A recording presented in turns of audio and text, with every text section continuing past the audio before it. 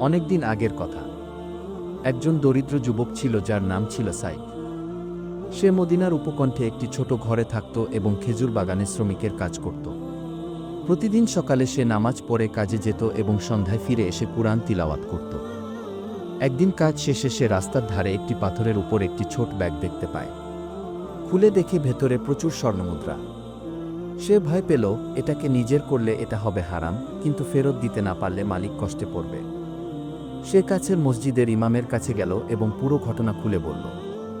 ইমাম তাকে বললেন, এটা আমানত, আল্লাহ চাইলে তোমার জন্য উত্তম কিছু রেখেছেন, তুমি ধৈর্য ধরো।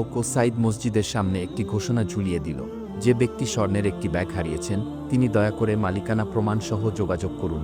কয়েকদিন পর এক বৃদ্ধ লোক এলেন, তার মুখ চিন্তায় ভারাক্রান্ত।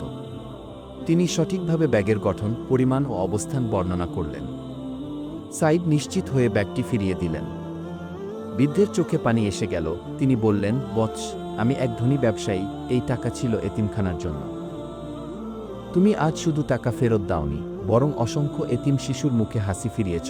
তিনি কৃতজ্ঞতা স্বরূপ সাইদকে একটি দোকান উপহার দিলেন। সাইদ এখন ব্যবসা করে এবং গরিবদের সাহায্য করে।